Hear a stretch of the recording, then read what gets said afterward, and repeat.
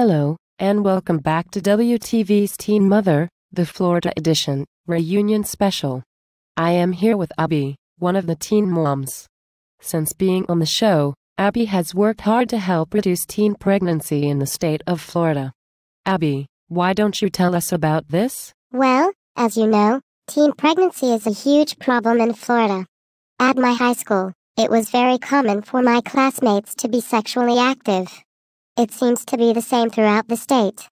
Almost half of high school students in Florida are having sex, with 16% of them with 4 or more partners. Even worse, teens are unlikely to use condoms or contraceptives.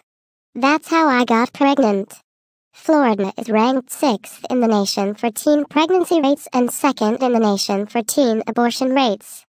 Plus, almost 2/3 of the sexually transmitted diseases in Florida are found in young people. Wow, that is certainly a huge problem and one of the reasons we decided to film the last season in Florida. However, isn't there sex education in school, so that teens can learn about ways to stay healthy? There's sex education offered in public high schools, but the information given is not always the best. Each school district develops their own curriculum, with most material discussing abstinence only. A lot of the material used is not always true.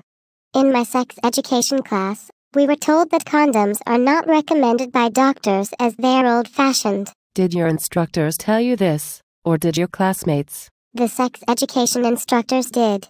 Information given to us really depends upon the school district.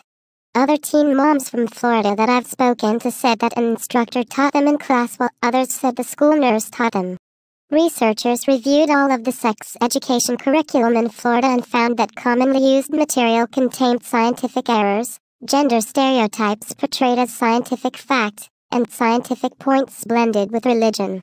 Most of the sex education funding comes from abstinence-only programs, so we are not told of ways to practice safe sex or prevent pregnancy. But don't you think that these rates will only increase if we teach teens that it is okay to have sex? Well, the research actually shows that comprehensive sex education, which includes information about abstinence, safe sex practices and behaviors, has higher incidences of abstinence.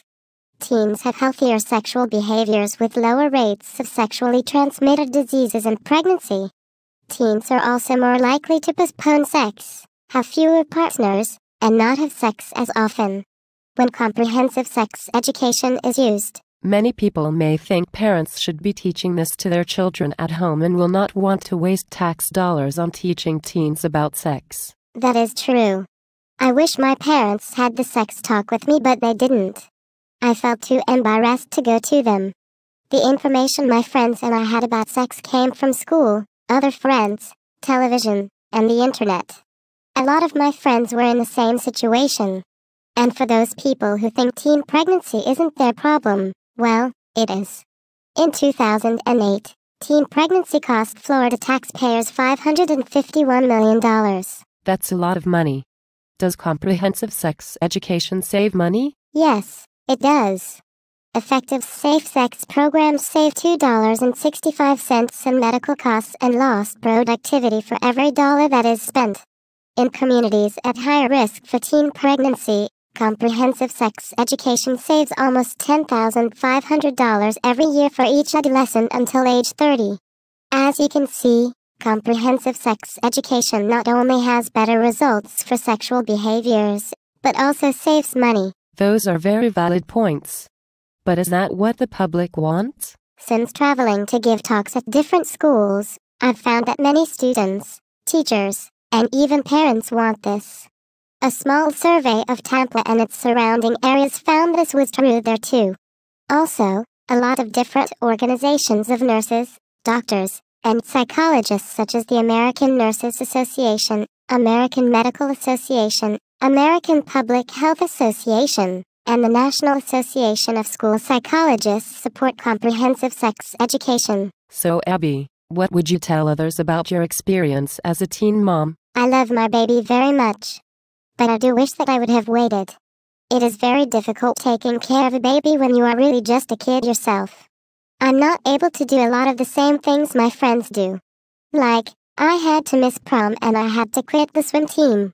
I really hope that Florida starts using comprehensive sex education, much like states with low rates of teen pregnancy do. I know that many parents may not like their kids learning about sex in school, but there should be a way for parents to take their kids out of class. Great points. We are going to take a quick break, and once we come back we will talk to other teen moms from the season of WTV's Teen Mother Florida edition.